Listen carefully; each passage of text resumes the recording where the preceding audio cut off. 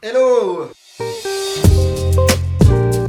Bonjour à tous, on se retrouve pour le deuxième épisode de la Minute Med, dans lequel je retrouve Gilles Humblard. Gilles qui est optométriste au Canada. Gilles, est-ce que tu peux nous expliquer un petit peu ton parcours d'études à la suite de cette licence? Bien sûr. Bonjour à toutes et à tous. Alors après la licence, j'ai fait le master sciences de la vision à Orsay, Paris Sud, en initiale. Donc j'ai fait ma première année, puis pendant l'année, peut-être au mois de mars ou quelque chose comme ça, donc plutôt vers la fin de l'année, chaque année il y a un concours qui se déroule en interne et qui est ouvert à tous les étudiants, que ce soit initiale, alternance, auquel j'ai participé pour aller faire le M2 à l'Université de Montréal, au Québec, mais à Montréal, donc comme son nom l'indique.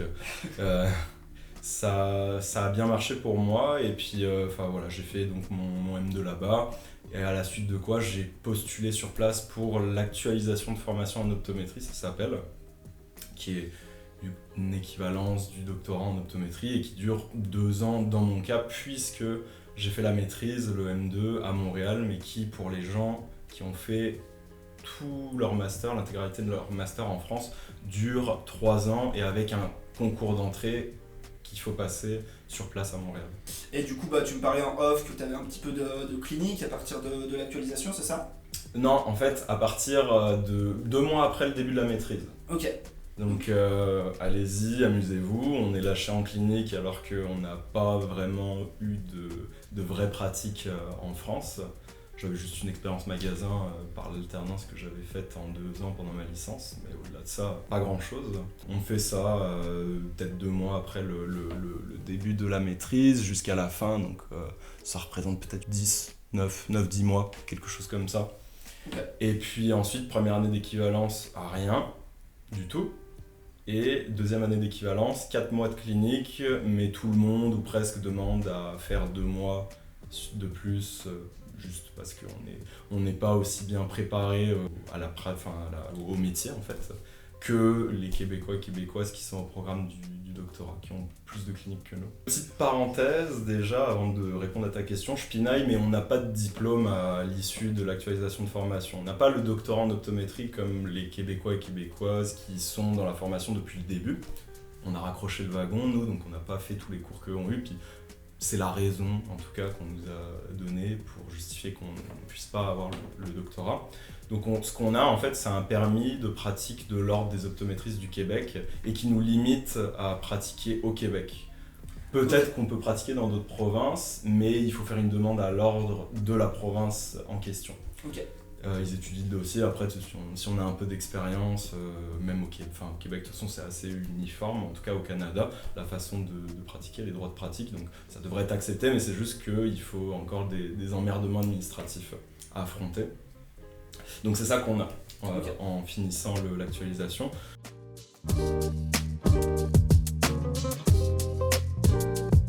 Et du coup, tu finis ton diplôme.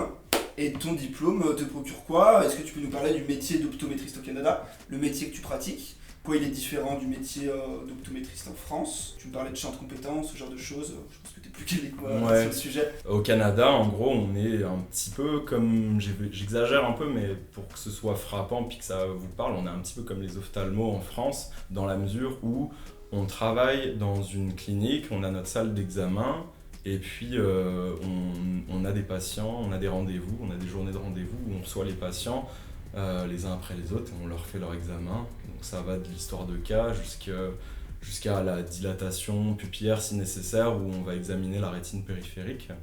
Et puis entre tout ça, évidemment, il y a des tests de vision binoculaire, accommodatifs, pas nécessairement de routine, on les fait. Entre les deux, on a prise d'acuité, tout bêtement, les 3 degrés de la vision binoculaire, les motilités, les pupilles, réfraction objective, subjective, test post-réfractif, le lag, ARN, ARP, on peut faire des choses comme ça. Ensuite, biomicroscopie, pression, qui est faite au jet d'air par le technicien ou la technicienne, mais on peut la reprendre au Goldman en mettant les gouttes anesthésiques si on le juge nécessaire. Et tu réfères à l'ophtalmo dans quelle situation? Quand tu vois qu'il y a une patho? Ouais, alors il y a des pathologies qu'on peut prendre en charge où c'est inutile de référer, par exemple une conjonctivite bactérienne, exemple bête. C'est toi qui vas donner le traitement. Exact, on va prescrire les gouttes d'antibiotiques au patient, on va lui donner, c'est nous qui allons lui faire la prescription quoi, qui sera signée de notre nom, et c'est nous qui allons indiquer la molécule, la posologie, et puis ça va viser le patient des effets secondaires potentiels, peut-être s'il y a lieu pour des gouttes antibiotiques, moi je le fais pas nécessairement parce que c'est rarissime d'avoir des effets secondaires, des effets indésirables. Donc par exemple, il y a un panel d'autres maladies qu'on peut traiter nous-mêmes. Tu peux nous donner d'autres exemples? C'est intéressant. Ouais, il y a la kératoconjonctivite épidémique, donc où là ça va être des corticostéroïdes topiques, faibles et qu'on va sevrer sur du très très très long terme. En fait, beaucoup de choses qui se soignent avec de la cortisone, des uvéites antérieures aiguës. En fait, tout ce qui n'a pas d'opération. Ouais, Limite, un truc. Non. Non, mais j'exagère. Ouais, je vois ce que tu veux dire. Oui, mais là j'en ai pas en tête, mais c'est sûr qu'il y a des exceptions. Mais où les traitements sont simples et où il faut juste aller chercher des gouttes. C'est ça. En gros, on peut prescrire des gouttes de antivirales pour l'herpès, même si maintenant, depuis quelques années, on ne le fait plus. On se met à prescrire des pilules pour ça, pour une kératite herpétique épithéliale, parce que si c'est stromal, endothélial, on n'y touche pas, on envoie à l'ophtalmo. Des antibiotiques, de la cortisone, des anti-inflammatoires non stéroïdiens, des larmes artificielles évidemment, des immunomodulateurs des fois pour les sécheresses qui sont intenses, donc la cyclosporine, je me souviens plus de la concentration, et puis une classe d'antibiotiques par la bouche, et puis des compléments alimentaires, les vitamines pour la dégénérescence maculaire liée à l'âge sèche. Donc on peut prescrire des oméga 3 aussi pour les problèmes de sécheresse oculaire. Donc c'est à peu près, je te dirais, l'ensemble de ce qu'on peut prescrire à des patients. Et du coup, tu as une DMLA sèche, tu ne le renvoies pas à l'ophtalmo? Enfin, ça dépend. Honnêtement, ça dépend. Déjà, la question qu'il faut se poser, c'est est-ce que je suis sûr de moi? Est-ce que c'est une DMLA sèche que j'ai? Donc on peut jamais être sûr à 100% évidemment, mais si j'ai un degré de confiance qui est raisonnable, le patient, pour une DMLA sèche, moi je ne vais pas l'envoyer à l'ophtalmo, je vais m'en occuper.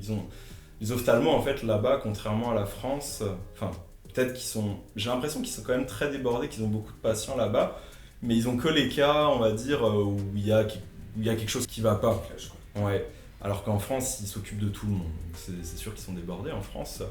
Mais je me dis que là-bas, même si théoriquement ils ont peut-être moins de patients, comme ils ont que des cas difficiles, je vais pas aller les encombrer avec un cas dont je peux m'occuper moi-même. Donc je prescris les vitamines, je fais un suivi dépendamment de la sévérité aux 3, 6, 9, 12 mois. Je donne une grille d'Amsler pour qu'ils s'auto-testent à la maison. Et puis le jour où ça part en cacahuète, ça dégénère en DMLA humide ou n'importe quelle complication, quand ça devient hors de contrôle, là je fais une référence et j'envoie en ophtalmo.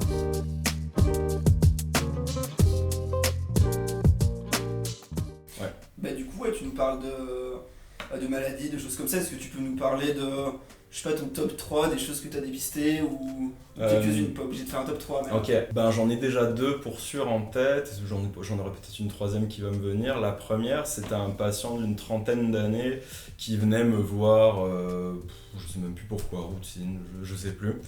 Puis en parlant un peu avec lui pendant l'histoire de cas, il me raconte qu'il a l'impression d'avoir comme des petits parasites un peu de télévision partout dans son champ de vision périphérique, qu'il a l'impression que la nuit il voit pas bien du tout. Moi j'aime pas ce genre de plainte parce que c'est pas quelque chose que je peux vérifier. Je suis obligé de croire le patient sur parole. Quand les patients me rapportent des choses que moi je peux pas objectiver, que je peux pas vérifier, généralement j'aime pas ça, je pense que mes collègues aussi. Bon très bien, il me dit ça, je le note et puis c'est tout, je continue. Et puis en fait quand je regardais son OCT, donc le scan de sa rétine, j'avais photo et OCT. La photo elle avait l'air quand même bien ordinaire, il n'y avait rien qui nous choquait, ça avait l'air d'être une rétine parfaitement normale. L'OCT cependant, je trouvais que la rétine était très mince. Je me suis dit il doit être peut-être myope, mais paradoxalement le fond d'œil quand je le regarde, il n'y a pas de grosse atrophie, ça va bien, donc on verra. Finalement, il a une myopie peut-être de 2 ou quelque chose comme ça, avec un astigmatisme de 1, donc quelque chose de tout à fait standard. Et puis pour son histoire de vision périphérique mauvaise, je lui suggère une dilatation, évidemment, je l'avertis des effets secondaires, la conduite automobile, etc. Il conduisait, donc il a préféré revenir plus tard. Et après l'avoir quitté, quand j'avais quelques instants de libre, dans ma salle, je regardais son OCT encore. Au bout de la 3e fois où je fais défiler les différentes couches de la rétine, je m'aperçois que les photorécepteurs à la fovea, la ligne qui représente les photorécepteurs est présente, mais quand je balaye et que je m'éloigne de la fovea, elle disparaît. Donc grosso modo, il avait potentiellement, ce patient-là, une rétinite pigmentaire, plus ou moins sans pigment. Ça, je le sais pas, puisqu'il n'est jamais revenu pour sa dilatation. Je l'ai rappelé, je lui ai demandé, je me souvenais de lui, puis je voyais dans mon horaire quelques semaines plus tard qu'il avait toujours pas pris de rendez-vous, donc je me suis permis de le rappeler, puis je lui ai dit est-ce que vous allez venir, hein. Il me dit que non, puisqu'il a fait ses lunettes, que je lui ai renouvelé entre temps, puis qu'il voit bien avec, je sais pas quoi. Je lui dis, et puis là je lui explique par téléphone, le problème. Oui, pour qu'il vienne pour l'alerter quoi. Au final non, parce qu'il y a un aspect financier, on va dire, c'est que les dilatations, nous on les facture, elle est pas prise elle est jamais prise en charge. Il y a des fois il y a une sécu là-bas qui prend en charge sous certaines conditions l'examen. Ça c'est jamais pris en charge, donc moi je la facture $50, donc ça lui aurait coûté $50, mais à l'hôpital avec un Win Ophtalmos c'est pris en charge par la sécurité sociale. Donc je lui ai dit, de toute façon, il y a quelque chose, il y a un problème, donc j'aurais moi aimé, plus pour ma culture perso, revoir sous dilatation ce qu'il y avait, donc, mais bon, comme c'est financièrement pour lui, c'était pas avantageux, je l'ai envoyé à l'hôpital, et puis j'ai noté sur la référence en gros ce qu'il y avait. J'ai pas eu de compte rendu encore, mais là ça fait 1 mois que je suis en vacances, que j'ai pas travaillé, donc peut-être que j'en ai reçu, je le verrai dans quelques jours quand je retournerai au travail. Donc ça c'était un des cas, c'est ça, et lui il avait sa baisse de vision nocturne qu'il avait remarqué depuis une dizaine d'années. Donc ça veut dire qu'il a consulté d'autres collègues entre-temps qui malheureusement ont manqué, ou alors peut-être qu'à cette époque-là l'OCT était normal, je sais pas, j'étais pas là. Donc je suis assez content d'avoir trouvé son problème, même si quelque part, comme je l'ai dit, c'est frustrant parce qu'il n'y a pas grand-chose à faire pour lui. Dans l'absolu. Ok. Et ta deuxième petite anecdote ? Deuxième petite anecdote. Deuxième petite anecdote. Donc c'est une dame qui vient, elle a une plainte un peu bizarre. Je sais pas si des collègues français qui travaillent en cabinet d'ophtalmologie l'ont déjà entendu. C'est qu'elle avait l'impression que de son œil, gauche ou droite, peu importe, on s'en fiche, un de ses 2 yeux, elle avait l'impression que sa vision faisait comme pulser sur les rythmes de ses battements de cœur. Tu m'as dit, je crois. Je te l'avais raconté. Ok, j'ai jamais entendu ça, donc on va regarder ses yeux, puis on va voir ce qu'on découvre. Il n'y a que ça à faire de toute façon.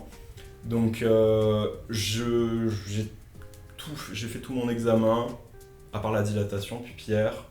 Absolument tout est normal, j'ai fait un OCT, tout va très bien. Le champ visuel, il me semble que oui, devait être normal aussi. Je m'en serais rappelé, sinon tout allait vraiment super bien. Je regarde aussi s'il n'y a pas une exophtalmie, enfin quelque chose qui pourrait être d'ordre orbitaire et un problème vasculaire, et puis qui pourrait expliquer, enfin c'est à ça que j'avais pensé. Tout va très bien, aucun problème. Donc je regarde tout ça et puis bon, il n'y a rien. Puis après je fais toute ma santé traditionnelle, segment antérieur à la lampe à fente, la biomicroscopie du fond d'œil. Et puis tout va très bien, donc là j'explique à la patiente que je vois absolument rien qui explique son problème, et je lui suggère de faire une dilatation pour aller voir en périphérie de rétine. Bien honnêtement, je m'attendais pas à retrouver quelque chose parce que je ne connaissais pas une maladie impliquant la rétine périphérique qui aurait pu provoquer un tel symptôme. Donc je lui dis que je m'attends pas à retrouver quelque chose, mais au moins on aura tout fait. Elle accepte, elle était accompagnée de son mari je crois, donc je lui ai prévenu pour la conduite, etc. Mais bon, ça posait pas de problème, donc on met les gouttes, ça fait effet, je la laisse patienter, ça fait effet, je la revois, je regarde sa rétine périphérique, et puis elle avait une déchirure en fer à cheval. Donc en gros, c'est une déchirure de la rétine qui a haut risque de dégénérer en décollement de rétine. Pronostic, si c'est pas pris en charge rapidement, il peut être assez mauvais, décollement de rétine. On peut avoir une baisse de vision assez marquée qui peut être définitive. Donc des déchirures comme ça en fer à cheval, autant il y a des lésions qui peuvent prédisposer, mais on surveille, on va pas nécessairement faire de traitement en prophylaxie, mais ça c'est traité systématiquement. Donc je lui ai fait son papier, sa référence, elle a été vue à l'hôpital le jour même, elle a été traitée. Il y avait une deuxième déchirure que j'ai manquée. Donc, je le dis, il est honnête. Ouais, je le dis, moi j'ai assez d'humilité pour reconnaître que c'est sûr qu'il y a des patients que j'ai dû voir et j'ai manqué des trucs. Oui, Personne n'est parfait, on n'est pas infaillible. Donc j'avais un peu honte de moi, entre guillemets. Mais ce qui m'a rassuré, c'est que les résidents en ophtalmologie à l'hôpital, donc les étudiants, les internes, quoi, si on peut dire, donc je crois qu'il n'y en avait qu'un, le ou la résidente, bref, n'en a vu aucune. Donc déjà, ça m'a un peu rassuré, entre guillemets. Et puis je me suis dit, au final, l'essentiel, c'est que la patiente, elle a été vue, et puis le chirurgien, il a vu la deuxième, et tout a été traité. Et aujourd'hui, ça va très bien.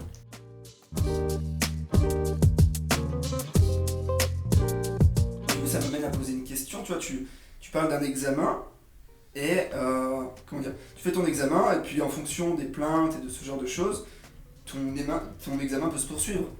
C'est-à-dire, Tu commences avec quelque chose de très classique, puis après il faut mettre des gouttes au patient, le revoir, et du coup ça sort de la plage horaire. Tu vois ce que je veux dire? Si tu as prévu 45 minutes avec une patiente. ouais, ben c'est ça un petit peu un des gros problèmes de notre métier, même si c'est un très beau métier et que je suis content de faire ce métier-là. Un des gros problèmes qu'on a, c'est que oui, on peut jamais anticiper les problèmes que va avoir le patient qui va être dans notre chaise à un instant T, et on peut jamais savoir le temps qu'il est nécessaire de lui allouer à ce patient-là. Donc chacun fait à sa sauce. J'ai des collègues qui sont aux 30 minutes, il y a des optométristes qui ne sont pas nécessairement des camarades de classe ou des gens de mon entourage, j'ai entendu dire que. Des optométristes qui passent un quart d'heure avec leurs patients, donc là moi je pense qu'un quart d'heure avec un patient on ne peut pas faire du bon travail, c'est mon opinion. Tu remets en cause les choses françaises, quoi. Ouais, ben oui, non. les ophtalmos en France, après ils se partagent un petit peu le travail, mais enfin je sais pas, j'ai l'impression qu'au final ça passe tellement entre des mains différentes. Je sais pas si ça divise un peu le travail, c'est bien, mais je sais pas si c'est une bonne chose. Moi j'apprécie bien honnêtement, il y a juste les pré-tests que je fais pas, enfin les machines, la machinerie, le champ visuel, photo, OCT, la pression au jet d'air, l'autoref, juste ces choses-là que je fais pas moi-même. Mais j'arrive, j'ai les résultats, une image, une photo de fond d'œil, on peut consulter ça. Bon. Après, ça paraît logique ce que tu dis. Ouais, Quand mais tu suis, le tu fais patient. comme une enquête, tu sais. Tu Ouais, fais c'est ton premier ça. truc, tu vois un léger détail. Donc, Mais c'est moi qui fais mon histoire de cas, si c'est quelqu'un d'autre qui la faisait, Oui. peut-être que quelque chose n'a pas été dit, après peut-être qu'en regardant le compte rendu, moi je vais y penser, puis je vais en reparler au patient, mais peut-être que je peux le manquer complètement aussi, alors que si je l'avais fait moi-même, ça se serait dit, enfin, Ouais, tu vois, quelque chose que donc, tu dis. ouais, Il n'y a pas les mais... mêmes process au Ouais, final. exactement. Mais c'est ça, l'ophtalmo, lui, au final, qu'est-ce qu'il fait que nous, on fait pas en France? Il fait de la santé. Donc, si l'ophtalmo fait de la santé, il va faire sa biomicroscopie et il va faire, donc du segment antérieur, puis il va faire sa biomicroscopie du fond d'œil. Ça, il peut pas y couper, il est obligé de le faire. Faire ça en un quart d'heure, ouais. Faire ça en 5 minutes, ça se tente, mais bon, enfin, moi je mets plus de 5 minutes à faire tout Ouais. ça. Après, c'est sûr que tes propos sont potentiellement vrais, mais si on fait un ratio, imaginons qu'on puisse faire un ratio du taux de clients-patients, pardon, je suis opticien, excuse-moi, le taux de patients qui vient chez toi et le taux de choses que tu détectes et que tu laisses passer, on est peut-être plus, j'en sais rien, mais on est peut-être plus à 90%.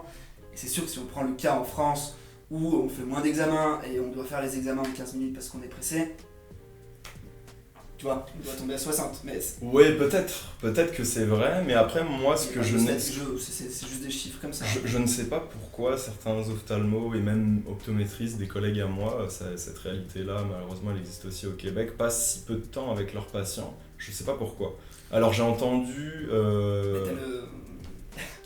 C'est la logique financière. La logique financière, mais on est très loin d'être misérable financièrement. Même moi, j'accorde 45 minutes par patient et je couche pas sous les ponts. Donc l'excuse en fait, c'est on veut toujours plus d'argent, on veut en faire plus au détriment de la santé des patients. Donc ça, c'est pas recevable pour moi. Et l'autre chose, c'est ah oui, mais les listes d'attente sont très longues. Bah oui, mais c'est pas une raison. Et puis toi, tu pourrais très bien avoir cette logique. Du coup, pour expliquer, tu travailles dans une clinique. Tu factures tes clients, tu as un tarif de base et après tu rajoutes les examens complémentaires. Ouais. Ok. Donc toi, si tu le souhaites, tu peux aujourd'hui faire ton examen en 15 minutes et prendre le même tarif. Exactement. Voilà. Ouais, Ok. exactement. Je pourrais décider, 45 minutes, je rentre, je gagnerais 3 fois plus d'argent. Un quart d'heure fois 3, ça fait 45. Si je voyais un patient en 15 minutes, je gagnerais 3 fois plus d'argent. Mais je le fais pas parce que, selon moi, faire un bon examen en 15 minutes, en tout cas, moi, je parle en mon nom, moi, faire un examen en 15 minutes, je n'y arriverai pas, un bon examen. Tu sais, les médecins, c'est souvent ça, on dit qu'ils ont fait ça par vocation. Enfin, tu vois, il y a une question de valeur, je trouve, en fait. Ouais, en fait, Forte. pour être un bon médecin, il faut mettre l'humain au centre de tout. Et c'est presque comme ceux qui sont dans le social, entre guillemets. C'est que c'est ton patient avant tout. Enfin, tu vois, t'es vraiment dévoué. J'étais pas là pour le vérifier, mais mes parents me disaient, puis les parents de mes amis aussi, que les médecins de campagne, dans le temps, ils n'arrêtaient jamais, ils allaient chez les enfants. Ils étaient dévoués à leurs patients. Et puis aujourd'hui, ben, il y a des déserts médicaux, puisque la campagne, c'est pas attractif, c'est pas sexy. Acheter une télécabine. Pour les yeux des médecins et puis pour les yeux de beaucoup de personnes. Et donc tous les médecins vont dans les grandes villes ou sur le littoral et puis voilà. Puis ils veulent avoir, et moi le premier aussi, ils veulent avoir leur jour où ils ne travaillent pas. Enfin, c'est peut-être pas vrai dans toutes les spécialités ce que je dis, mais je pense que c'est vrai dans certaines quand même. Et puis oui, moi je me suis mis à 4 jours semaine et puis je compte pas passer à 5. Oui. Parce que les 4 jours que j'ai me fatiguent. Me fatigue dans le sens physiquement et mentalement, ça me prend beaucoup de ressources, d'énergie, de ressources cognitives.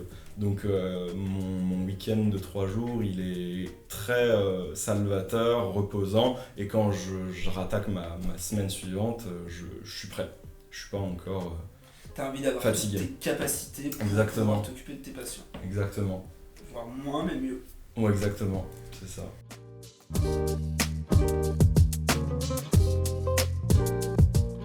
Et du coup, si on revient un petit peu à la formation, ton cursus a été super long, parce que t'as fait ton BTS en alternance Non, en initial. initiale, donc Ouais. 2 ans de BTS, 2 ans de BTS, 2 ans de licence, 2 ans de licence, c'était mon choix. Après, la licence c'est 1 an, mais moi j'ai fait le choix de la faire en 2 ans. 1 an de master en France, 1 an de maîtrise là-bas, on est à 6, et puis 2 ans d'équivalence, on est à 8. 8 ans. 8 ans, ça fait beaucoup? Ça fait pas mal, ouais. T'en avais marre à la fin? Ouais, en fait j'étais hyper investi, hyper motivé. Bah, j'ai toujours été motivé, mais j'étais hyper enjoué, on va dire, d'étudier, d'aller en cours, jusque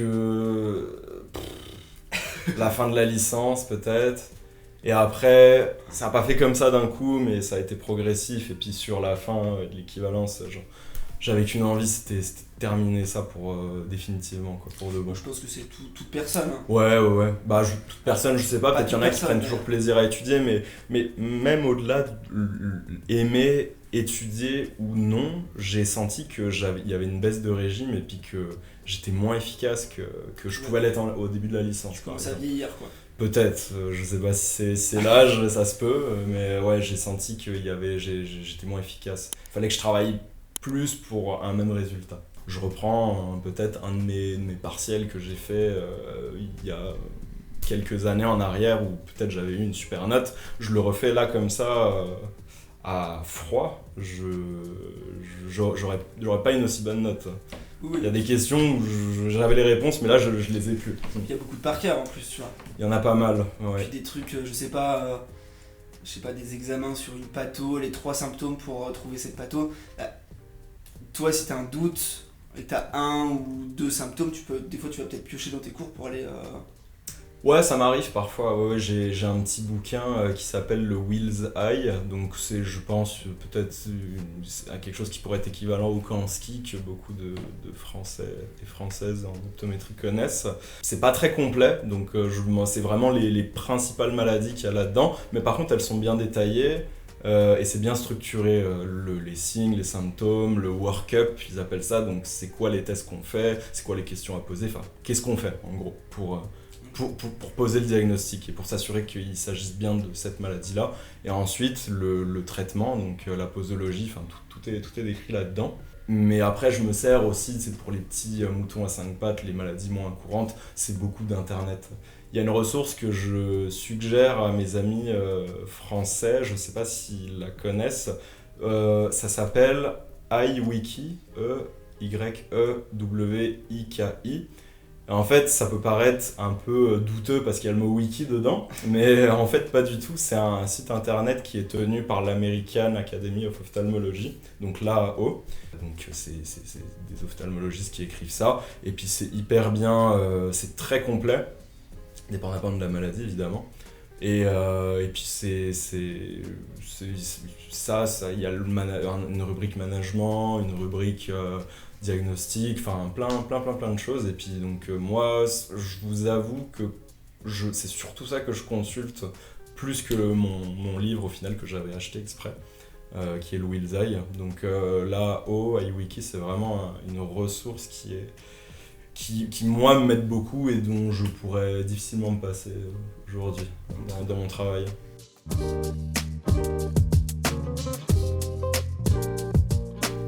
Cette interview touche à sa fin. Merci aux auditeurs qui sont restés jusqu'au terme de cette vidéo. N'hésitez pas à poser des questions à Gilles dans les commentaires, je lui transmettrai. Et merci à toi Gilles de ta présence.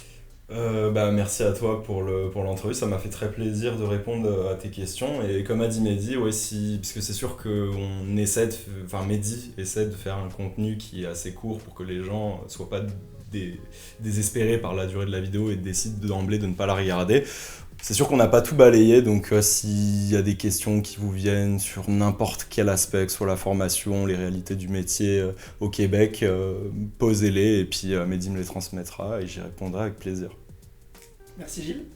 Pas de quoi, ça m'a fait plaisir. Et si vous souhaitez recevoir la prochaine interview directement dans votre boîte mail, n'hésitez pas à vous abonner à ma newsletter dans laquelle je vous donne des conseils de communication et où je transmets les interviews que vous pouvez voir sur LinkedIn, sur YouTube avec quelques jours d'avance. Donc si vous voulez faire partie des premiers loulous qui voient cette vidéo, je vous laisse cliquer sur le lien dans ma bio. Merci à vous, merci pour le visionnage.